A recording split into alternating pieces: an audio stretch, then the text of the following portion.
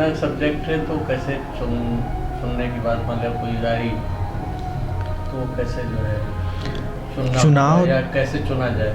चुनाव तो देखिए मन से ही प्रारंभ होता है और फिर चेतना में चुनाव रहित अवस्था आती है, यानी कि वो विराट के चुनाव की जो अवस्था है वो चेतना की अवस्था है। लेकिन मन, जैसे मैं कहता हूँ, कुछ अलग नहीं है। शरीर, मन, चेतना सब जुड़े हुए हैं। तो मन के धरातल पर चुनाव का जो प्रयोग है वो चेतना के सारे स्रोत खोल देता है और उस चेतना से विराट का चुनाव घटने लगता है। बस इतना ही होता है। और मन से चुनाव करने की जो प्रक्रिया है, मन को धुएं जैसा बनाने के बजाय मन को एक व्हील जैसा बनाना है। यानी कि मन की गति जो है वो धुएं जैसी ना होकर उसके अंदर एक स्थिरता खोजनी और उस स्थिरता के चारों ओर एक गति खोजनी, यही ध्यान है। तो ध्यान की जितनी कोशिशें हैं, प्रक्रियाएं हैं, वो मन की ही हैं। ध्यान चेतना का विषय नहीं है। और जब ध्यान घट जाता है तो मन के पार चेतना का तल प्रकट हो जाता है।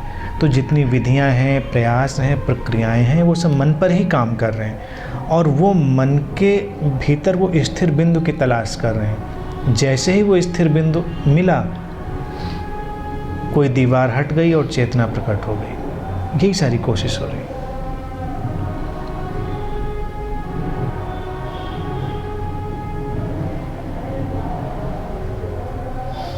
जैसे आपने कहा कि किसी से पूछा जाए कि इच्छा तुम्हारी क्या है तो अनाप शनाप चीजें मांग लेगा।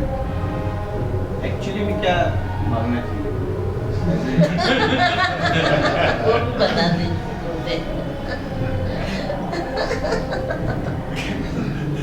देखिए, ये ट्रिकी क्वेश्चन है। पुराने देवता लोग भी इसमें बड़े फंसे रहे।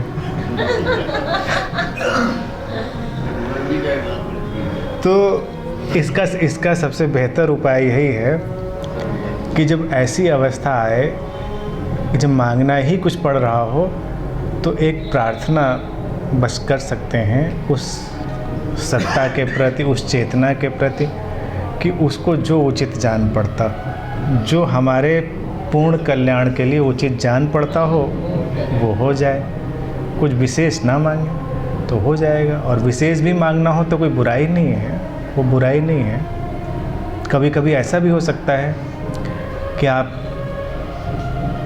किसी दुकान पे खड़े हैं, प्यास लगी है, आपको चाहिए पानी था, लगी तो प्यास थी, चाहिए पानी था, बड़ा भारी स्टोर था, मॉल था, आप खड़े हैं, बहुत सारा सामान वहाँ बिक रहा है और आप उस ओनर से कहें कि जो मेरे लिए उचित जान पड़ता वो दे दीजिए। अब वो आपको कुछ भी पकड़ा सकता है। तो ऐसी स्थिति में जब आपकी परिस्थिति की बहुत विशेष मांग है तो आप कह सकते हैं मुझे पानी की एक बोतल चाहिए, वो भी चलेगा, उसमें कोई अड़चन नहीं है।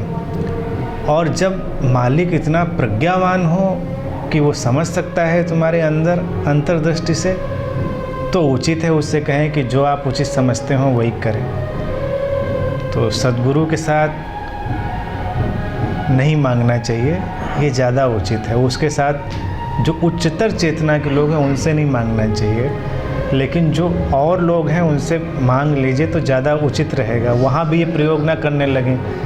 घर में पहुँचें और कहें कि आज मेरे लिए जो उचित जान पड़ता हो वो कर दो, तो घर में कहा जाए आप सो जाओ। खाना पीना भी नहीं मिलेगा।